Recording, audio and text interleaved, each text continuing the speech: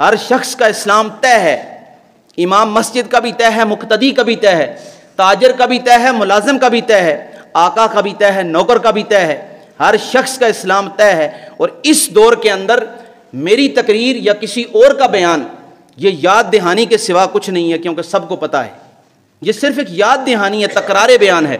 हर शख्स को पता है मेरा इस्लाम क्या है। उसके बावजूद अगर हम अपने रब से बागी हैं, अपने रब को नाराज़ किए हुए हैं, तो उसका हाल यही है कि हम अपने रब को राज़ी कर लें, उस बगावत से हट जाएं। मेरी एक तबीयत ये है कि जो चीज़ मेरे दिल में थोड़ी लगे तो जब मैं उसे बयान ना करूं तो फिर वो अपने आप को मैं एक शर्मिंदा महसूस करता हूं। इस सारे सफ़र में पैदा होने से लेकर मरने तक का जो सफ़र है, इसमें इंसान की ज़िंदगी के अंदर एक इनकलाबी मरहला होता है शादी का मरहला इंसान का इनकलाबी होता है। क्यों? इससे पहले इंसान को अपनी मंजिल या अपने अहदाफ का अंदाज़ा नहीं होता, ना उसका एहसास होता है। अगर ज़्यादा पैसे कमा रहा है तो उड़ाता रहेगा, अगर कम कमा रहा है तो संगियों दोस्तों भाइयों से मांग के गुजारा चलाता रहेगा। जब उसकी शादी हो जाती है तो उसके बाद वो अपने आप को एक संजीदा और मतीन शख्सियत के अंदर अपने आप को तब्दील करने की कोशिश करता है। तो जिस नबी पाक सल्लल्लाहु अलैहि वसल्लम ने पैदा हुए होते बच्चे का इस्लाम दिया है, उसने इस इंसान का शादी के मरहले से गुजरने का इस्लाम नहीं दिया हुआ? यकीनन दिया हुआ है। क्या हमें वो इस्लाम पता नहीं है?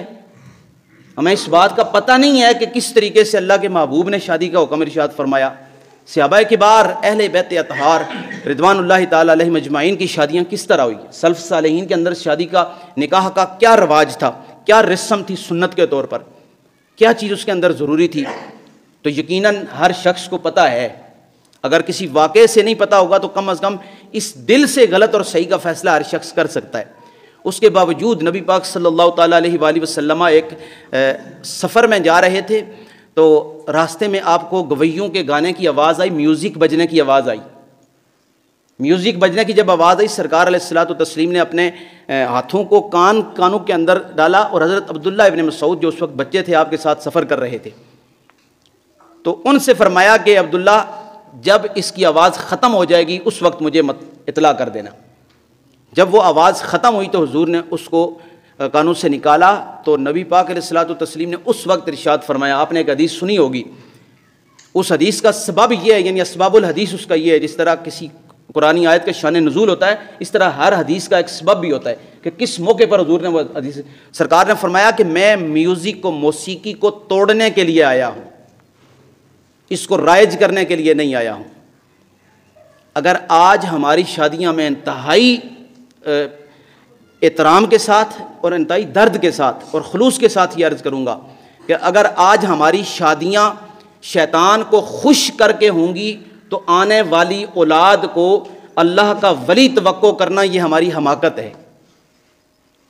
जिस वक्त हमारी शादियों के अंदर अल्लाह और उसके रसूल को नाराज़ करने का अमल किया जाएगा तो उस शादी के नतीजे में पैदा होने वाली जो औलाद है वो महज दुआओं से सलाहुद्दीन अय्यूबी नहीं बन जाएगी।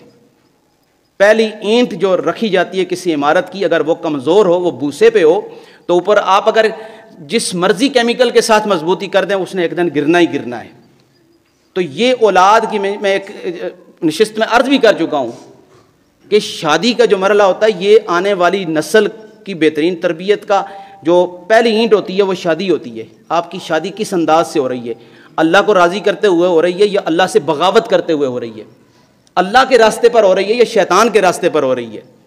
शादी तो वाक़ई हो जाएगी, जो उसके ज़रूरियात है, निकाह हो गया, हक महर हो गया, या उसके अंदर जो वलीमा है सुन्नत अदा कर दी, शादी तो अदा हो जाएगी।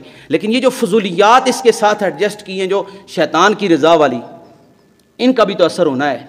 इस पर भी तो वो रब जिसने फरमाया कि जो मेरे महबूब ने तुम्हें दिया है, शादी में अल्लाह के महबूब अलैहिस्सलातु तस्लीम ने हमें निकाह दिया कि निकाह के बगैर शादी नहीं है, हक महर के बगैर शादी नहीं है, वलीमे के बगैर शादी नहीं है।